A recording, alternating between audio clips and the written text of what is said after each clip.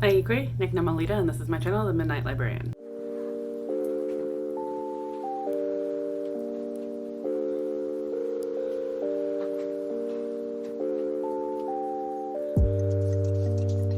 Today I will be talking about my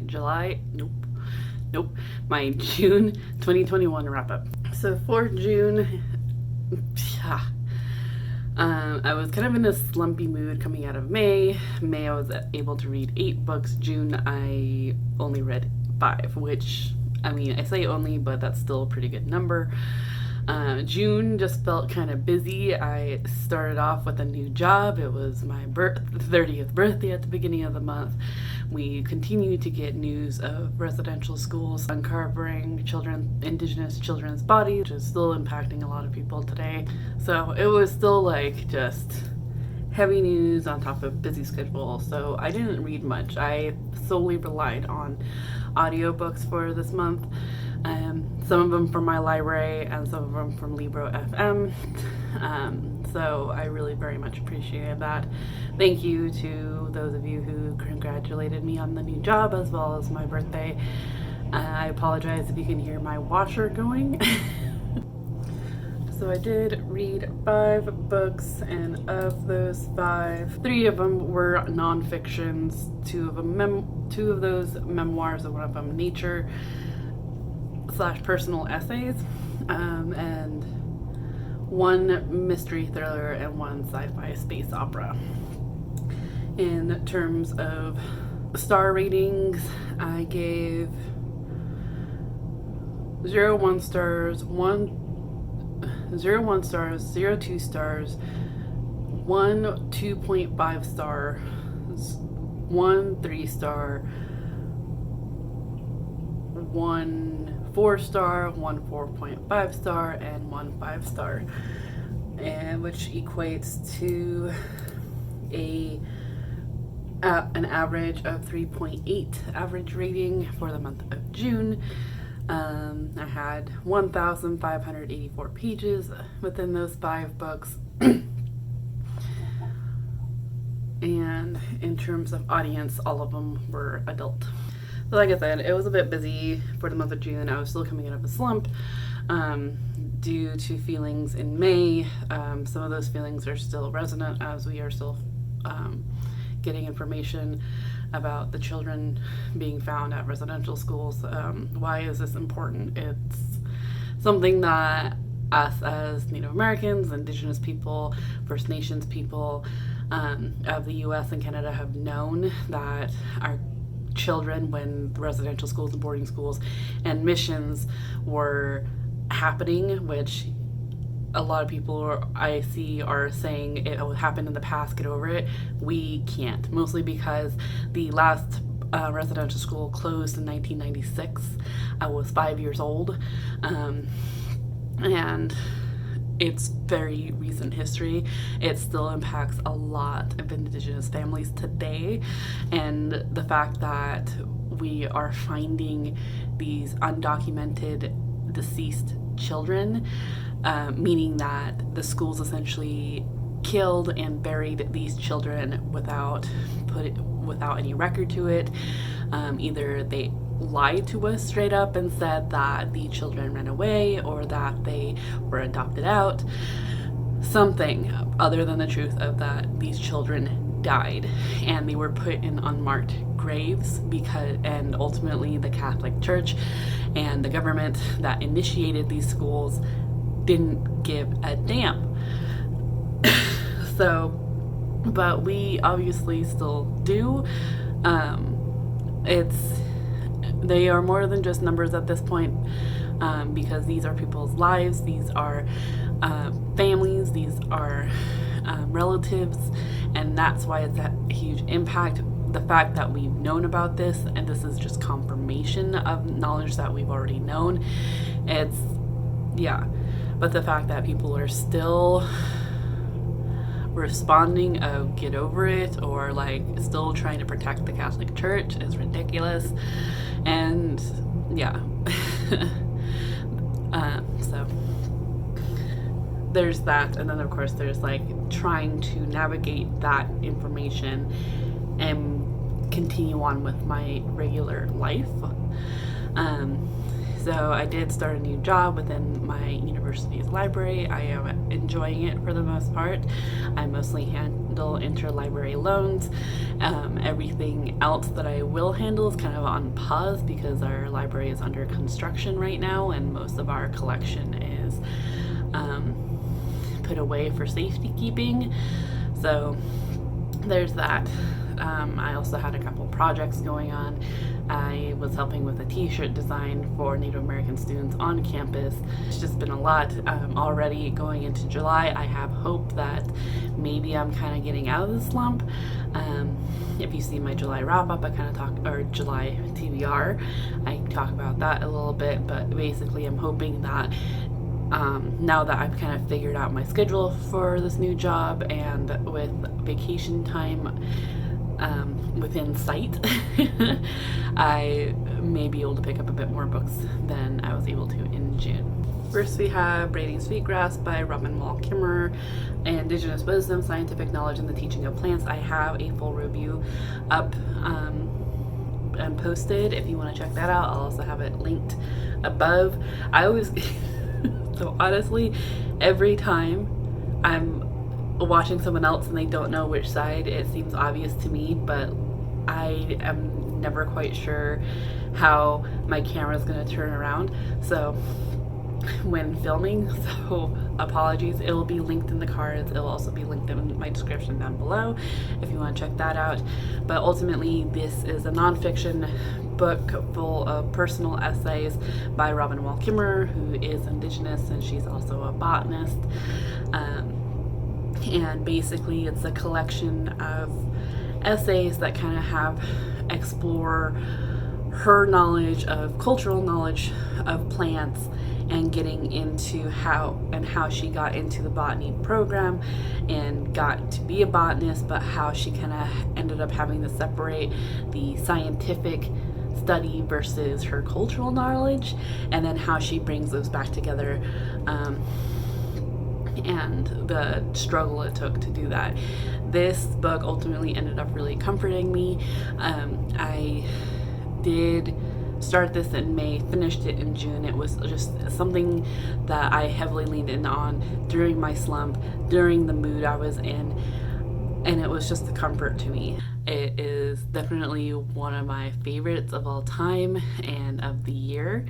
So if you have not picked this up, I highly suggest you do. Next I had Let's Pretend This Never Happened by Jenny Lawson. This is a memoir of Jenny Lawson's life, essentially, more of her childhood, I guess. I have one of her recent releases. I think it's Broken in the Best Way Possible, mostly because I really liked the cover. However, and I figured that I should probably read some of her previous works before getting into it. I don't know why. That's just something that, like, once it's stuck in my head, I feel like I need to do. So I read or listened to Let's Pretend This Never Happened through my library, and it was interesting. There were some things that I related to just because she grew up in a kind of rural area of Texas, and growing up in a rural kind of area of California, I related to some things. Other things, not so much. I'm not sure how I really feel about this book. And she kind of warns you in the beginning that it's just like, she tries to be funny, and that she like apologizes for, like, knows that she's going to make you laugh, but she knows there's going to be something brought up that isn't funny to you. And it's always just like one thing, and of course that one thing came up for me. That ultimately wasn't what made me question this book, but ultimately just kind of, I don't know. It just wasn't something I was particularly interested in. I finished the book. It was an easy read. I can't say that the narration style really appealed to me. Jenny Lawson's narration style is fairly quick, and that could, I'm not sure, it felt very hyperactive in a way, and not that that's a bad thing. I understand that some people just kind of have that quirk, but I don't know. It was just not. It was interesting, but it wasn't great. That's all. And it's weird to say that about a memoir. It's like saying that about someone's life. It just, yeah, it just didn't. I don't know. The next book I read was In the Dream House by Carmen Maria Machado. This one was intense. This is another memoir that basically Carmen Maria Machado is dissecting and a relatively abusive relationship that she was in and how it affected her and how it affected her and how she it affected how she is today. I'm not sure what I expected from this. I did listen to this via Libro FM and then proceeded to get the cover, get the hardcover. Not love the cover, hate the spine because I don't think it matches whatsoever. But this book was very definite content warnings for abuse, psychological abuse, gaslighting.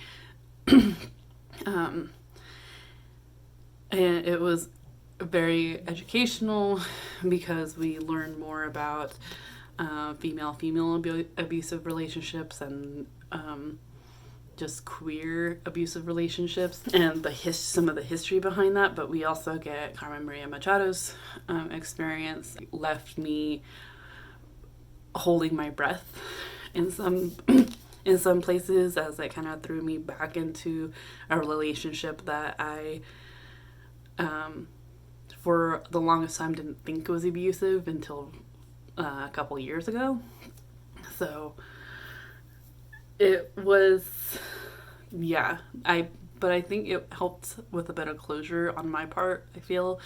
I did feel that I also didn't fully understand this book. I've read Carmen Maria Machado before. I think it was Her Body and Other Parties.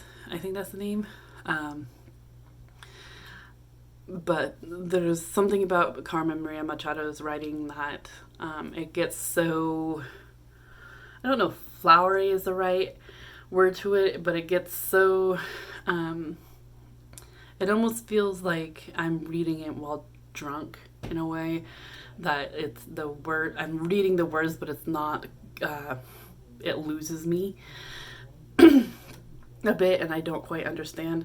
There are some bits in here that made me feel like I would never quite understand what was going on, but at the same time there was some bits in here that I definitely related to, that I feared for Carmen's life for her. Yeah, it's really intense, but if you can get into it, like, I highly suggest you do. Next, I read Still Lives by Maria Hummel, and this is a mystery thriller set in Los Angeles. Okay, so we're following Maggie, who works at this gallery, who's about to show this avant-garde artist called Kim Lord. Kim Lord's art, this current collection is representing women who have been murdered, famous women who have been murdered in LA. They're like famous murders. And it's an intense show, and they're getting ready for the opening only for Kim Lord not to show up. There is a huge collective trying to figure out where she went and who, like, what happened, and suspicion falls on Kim Lord's boyfriend, Greg, who also happens to be Maggie's ex. So she feels obligated to clear Greg's name. Maggie's trying to put the pieces together. So this one, ultimately, what did I mark this as? Because I feel like I need to mark it down. Yeah, so I gave this a 3. I'm moving it to a 2.5 because ultimately it wasn't that memorable. What I did enjoy was the atmosphere of it. I did intern at a small gallery in my local area, and there was elements of that I really enjoyed. I'm also questioning if I do go into the library of sciences, if I can somehow become an art librarian. So there was an aspect of that like I was really curious about and really enjoyed, just being in a larger populated gallery within like a city. That aspect I really liked. However, the mystery aspect was a little boring, as well as Maggie wasn't necessarily not a relatable character, but she wasn't necessarily one that I was rooting for. Like, I felt sympathy towards her, but then it was just like about halfway through I questioned what she was doing and why. And I wasn't quite sure what why some of the characters were involved as they were. So it wasn't all too spectacular for me. But I am happy I finally got to it, as it is a book of the month pick from 2018. I probably won't be keeping this in my collection. And then my final book for the month of June is A Closed and Carmen Orbit by Becky Chambers. This is the second book in the Wayfarer series, the first being The Long Way to a Small Angry Planet. So this is an interesting series because we don't keep following the same characters. In The Long Way to a Small Angry Planet, we follow the crew of the Wayfarer, who is a ship that bores holes essentially within space to create shortcuts through space for travel. And we follow that crew as they head to a new job that hasn't had that happen in that part of space before. So it's a long way there and should have been a short travel back. And ultimately, I loved The Small Way to a Small Angry Planet. Becky Chambers made me fall in love with and care for all the characters on the Wayfarer. This one follows the events of what happens in the end of the Wayfarer, and so we have characters that are familiar. They had showed up in the first book, but now we're following their story.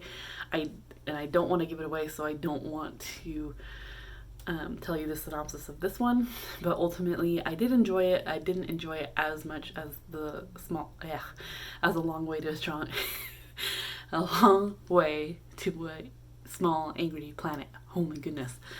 I didn't enjoy it as much as I did that one. But that's one thing that I'm realizing that that is like pertaining to me, is that I tend to enjoy the first movies or first books in a series better than the rest. The same with movies. I am constantly watching the beginning of the Lord of the Ring, I'm constantly rewatching Lord of the Rings, Fellowship of the Ring, or The Hobbit: An Unexpected Journey.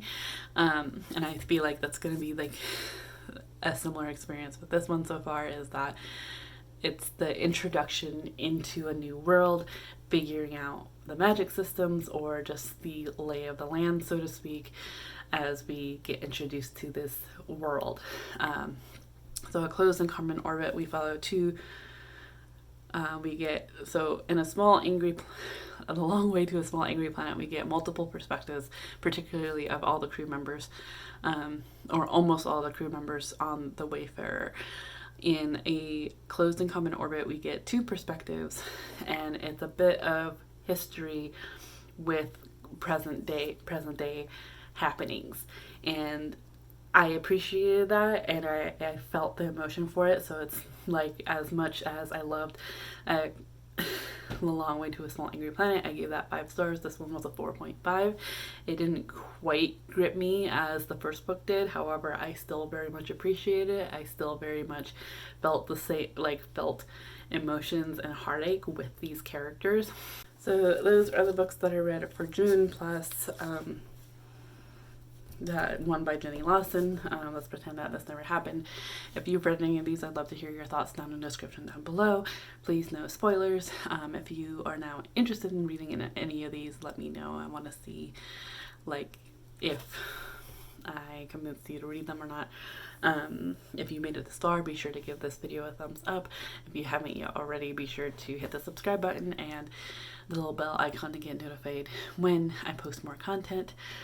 please check out my Raise Awareness links down in the description down below, as it has stuff related to the residential schools. Please do your research, donate, and share where you can. Yeah, this is greatly impacting not only the Indigenous people of Canada, but those here in the United States as well. I hope that you are in the mental mindset to enjoy your reading, and I will see you in a video here soon. Chew.